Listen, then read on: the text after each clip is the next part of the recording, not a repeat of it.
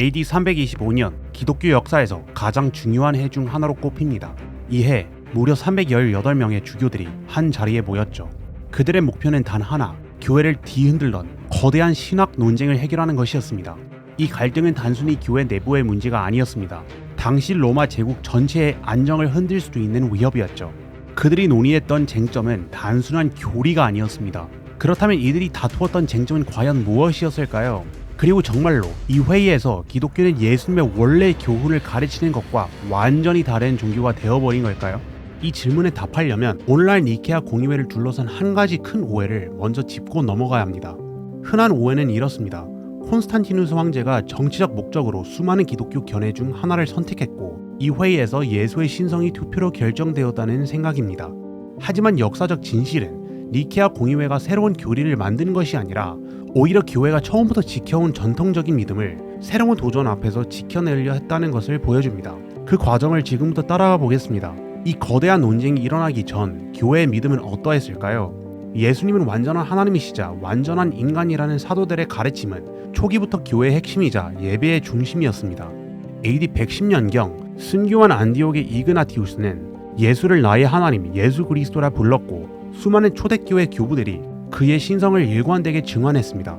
하지만 이 핵심 진리는 끊임없이 도전을 받았습니다. 중요한 것은 교회가 이러한 도전들을 동등한 견해로 본 것이 아니라 신앙의 핵심을 지키기 위해 맞서 싸워야 할 이탈로 여겼다는 점입니다. 예를 들어 예수가 위대한 인간일 뿐이라는 양자설은 태초부터 계셨던 말씀이라는 요한복음의 가르침과 달랐기에 받아들여지지 않았습니다.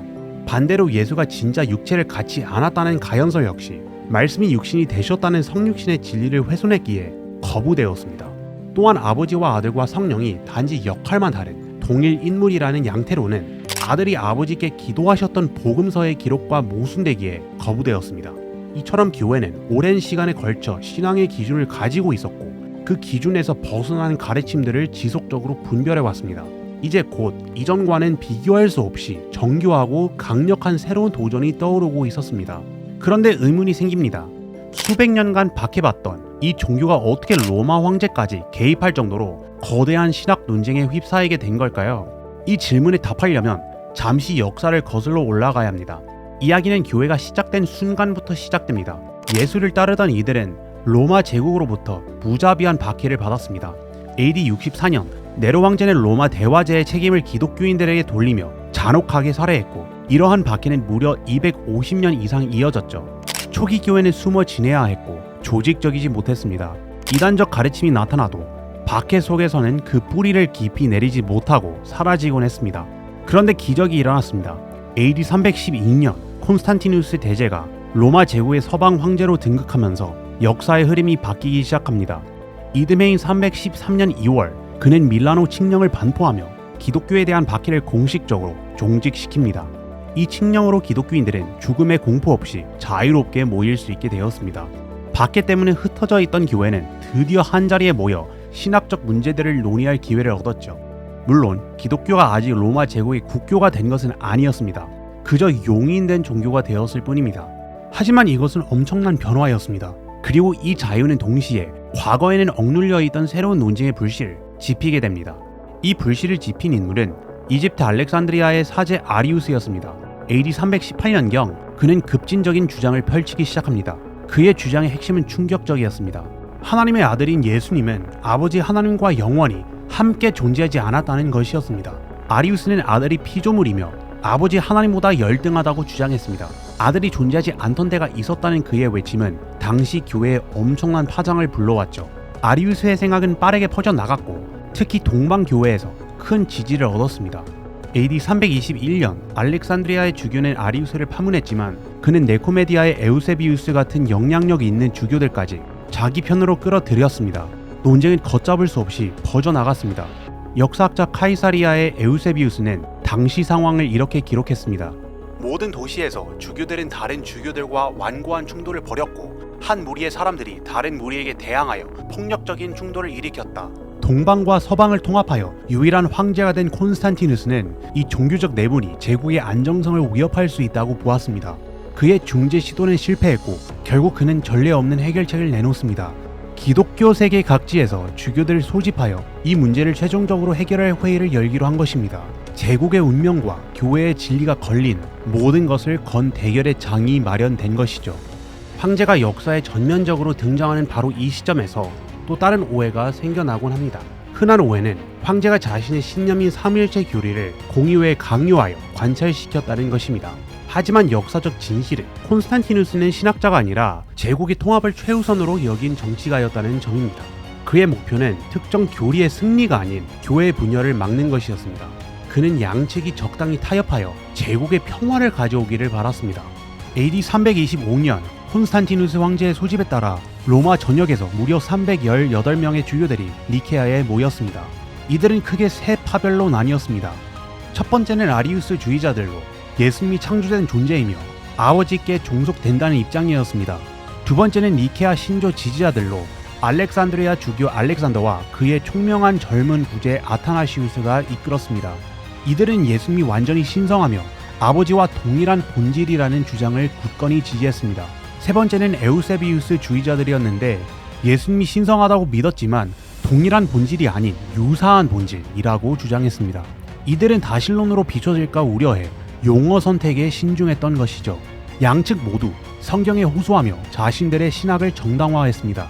이 자리에 모인 주교들은 불과 20여 년 전까지만 해도 신앙 때문에 끔찍한 고문과 박해를 견뎌냈던 이들이었습니다. 이는 정치적 타협을 위해 쉽게 신념을 버릴 사람들이 아니었죠. 논쟁의 본질은 성경 구절의 해석을 넘어선 곳에 있었습니다. 아리우스가 교묘하게 성령을 해석할 때 젊은 부제 아타나시우스를 필두로 한 니케아파는 결정적인 질문을 던졌습니다. 당신의 그 새로운 주장을 지지하는 교부가 교회의 역사상 단 한 명이라도 있었는가? 아리우스는 답할 수 없었습니다. 그의 주장은 교회 200년 역사의 전통 속에서 그 근거를 찾을 수 없는 새로운 사상이었기 때문입니다. 아리우스 주의자들이 인간적 직관에 호소했다면 니케아 신조 지지자들은 비록 직관적이지 않더라도 신약 성경에 충실한 독서가 이끄는 결론임을 강조했죠. 이 부분에 대한 더 깊은 성경적 증거는 다른 영상에서 다루고 있습니다. 결국 니케아 공의회는 새로운 신앙 고백, 즉 니케아 신조를 만들어냈습니다. 참석 주교들 중 소수를 제외한 대다수가 이 신조에 서명했고 아리우스와 그를 따르던 2명의 주교는 황제의 명령으로 파면되어 유배당했습니다. 공의회가 이처럼 한쪽의 압도적인 승리로 끝나자 문제가 해결된 것처럼 보였습니다. 하지만 바로 이 결과가 통치가 콘스탄티누스의 심기를 불편하게 만들었습니다. 흔한 오해는 황제가 자신의 뜻대로 공의회가 마무리되자 매우 만족했다는 것입니다. 그러나 역사적 진실은 정반대였습니다. 황제는 기독교 주교들의 비타협적인 태도에 실망하고 분노했습니다. 그가 원했던 것은 신학적 진리의 선포가 아니라 양측이 적당히 물러나 제국의 안정을 되찾는 정치적 타협이었습니다. 하지만 주교들에게 이것은 타협할 수 있는 정치 문제가 아니라 구원과 직결된 진리의 문제였습니다. 진리 앞에서의 이러한 단호함은 통치자의 시각에서는 제국의 통합을 저해하는 고집으로 보였습니다. 이 불만과 실망이 바로 그가 훗날 추방당한 아리우스파에게 동정심을 보이고 그들을 다시 불러들이는 결정적인 계기가 됩니다. 황제는 타협을 원했지만 교회는 진리를 선택한 것입니다. 허모우시우스라는 용어에 대한 약간의 이견은 있었지만 이것은 아리우스주의를 가장 명확하게 거부하는 표현으로 여겨졌습니다. 니케아 신조의 의미는 매우 컸습니다. 그리스도의 신성이 정통 기독교의 타협 불가능한 진리로 확립되었고 기독교의 구원 개념이 호소된 것입니다. 아타나시우스가 주장했듯이 오직 그리스도께서 참된 하나님이실 때에만 인류는 진정으로 구원받을 수 있기 때문입니다.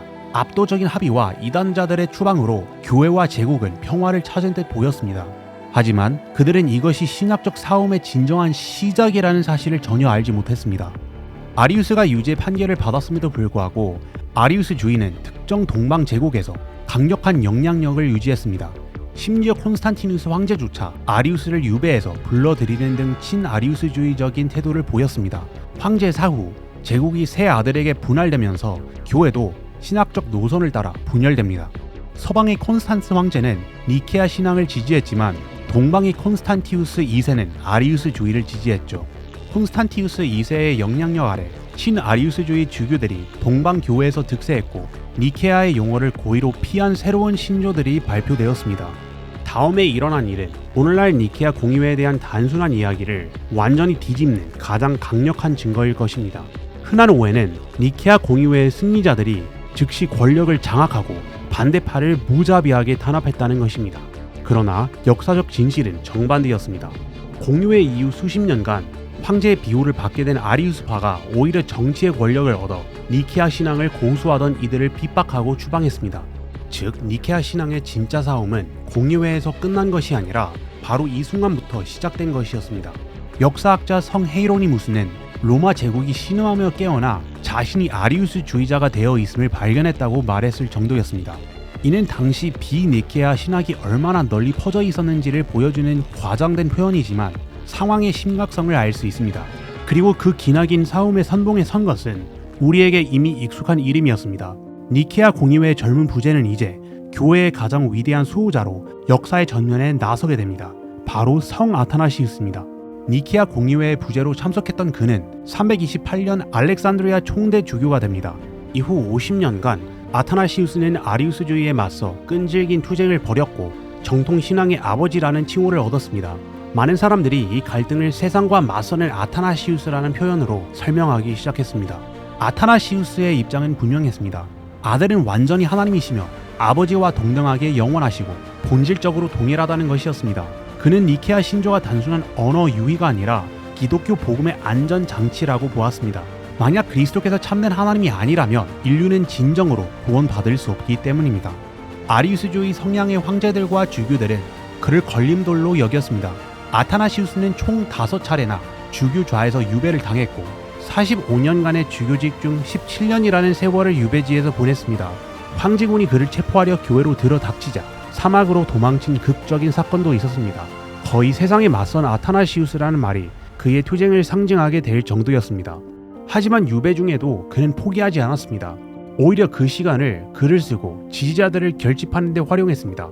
그는 강력한 신학 논문을 통해 아리우스주의의 주장을 체계적으로 반박했습니다. 그의 불굴의 노력 덕분에 결국 니케아 신앙을 지지하는 세력이 다시 힘을 얻기 시작했습니다. 율리아누스 황제가 교회 분열을 노리고 아타나시우스를 포함한 유배된 주교들을 소환했지만 이는 역설적으로 니케아 신앙 세력이 재집결하는 계기가 되었습니다. 378년 아리우스주의를 지지했던 발렌스 황제가 사망하고 동방의 새 황제 테오도시우스 1세가 확고한 니케아 신앙 지지자로 등장하면서 상황은 역전됩니다. 380년 테오도시우스는 테살로니카 칙령을 발표하며 니케아 삼위일체 신앙을 제국의 공식 신앙으로 선포했고 니케아 신앙을 거부하는 모든 이들을 이단으로 규정했습니다. 마침내 수십 년간의 격렬한 논쟁과 투쟁은 381년 테오도시우스 황제가 소집한 제1차 콘스탄티노플 공의회에서 그 결실을 맺습니다. 이 공의회에서 아리우스주의는 공식적으로 파문되고 로마 제국 내에서 금지되었습니다. 공의회는 니케아 신조로 확장한 니케아 콘스탄티노플리탄 신조를 발표하며 성령의 신성까지 명확히 했습니다. 아버지, 아들, 성령, 세 위격 안에 한 분 하나님이라는 삼위일체 교리가 확고히 자리매김한 것입니다. 이로써 아리우스주의는 로마 제국 공식 교회 내에서 최종적으로 패배했습니다. 물론 제국 외부의 일부 게르만 부족들 사이에서는 한동안 지속되었지만 제국 내에서는 더 이상 공인된 아리우스주의는 없었습니다. 아타나시우스는 381년 콘스탄티노플에서 니케아 신앙이 최종적인 승리를 거두는 것을 직접 보지는 못했습니다. 그는 373년에 이미 사망했기 때문입니다. 하지만 그의 묘비병처럼 아타나시우스 콘트라 문둠, 아타나시우스 세상에 맞서다, 즉 온 세상이 아리우스주의자가 된 듯 보였을 때조차도 그는 진리를 굳건히 지켰습니다. 그리스도께서 참된 하나님이실 때에만 인류가 구원받을 수 있다는 그의 확신은 수많은 반대와 유배 속에서도 그를 흔들리지 않게 했습니다. 아타나시우스의 이야기는 오늘날 우리에게 큰 영감을 줍니다. 우리가 믿는 진리가 세상의 흐름과 반대되거나 어려움에 처할 때 그는 진리를 위해 끈기 있게 싸우고 결코 포기하지 않았던 신앙인의 본보기입니다. 그의 유사는 기독교의 핵심 교리를 수호했을 뿐만 아니라 어떠한 역경 속에서도 진리를 붙드는 용기와 신실함이 얼마나 중요한지를 보여줍니다.